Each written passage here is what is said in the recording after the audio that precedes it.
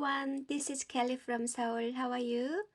Today's topic is what are the disadvantages of being cabin crew or flight attendant.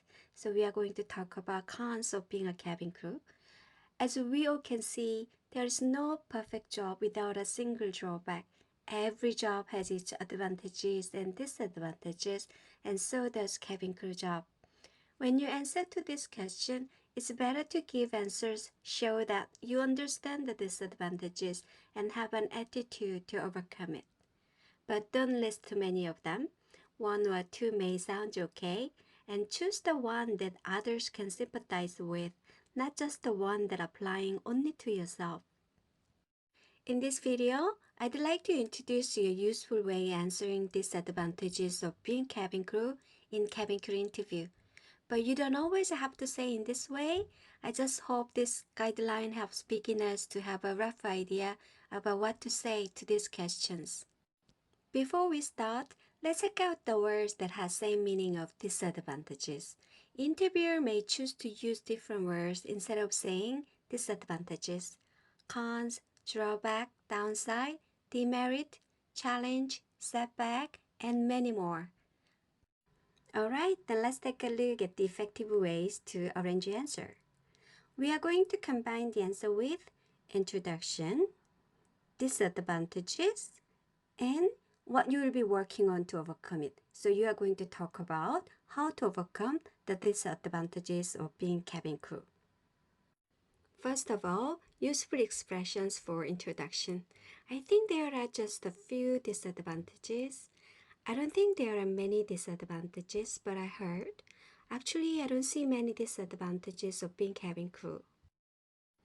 And let's check out the examples of disadvantages. Example 1.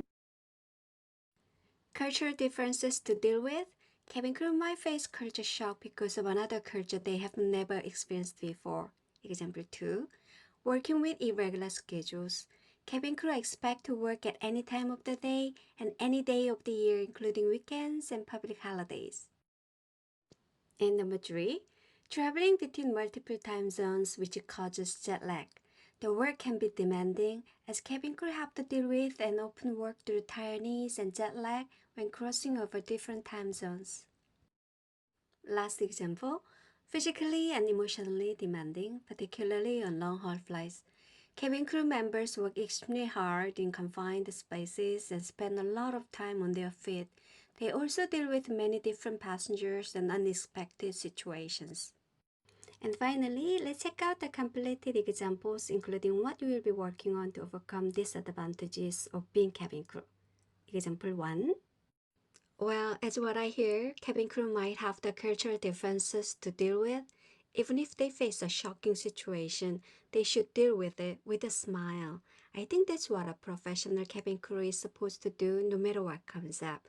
But with plenty of research, I don't expect many surprises, and I'll try to be familiar with most of them soon. I think it's all about respect of differences.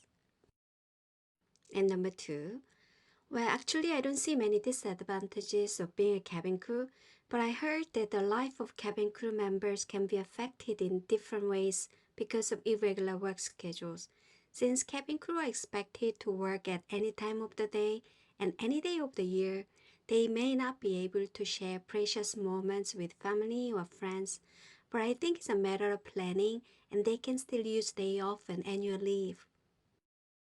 And example 3. I understand that working as cabin crew is not easy as they have to deal with many passengers with different backgrounds and cultures. They also have to work with unexpected situations on board.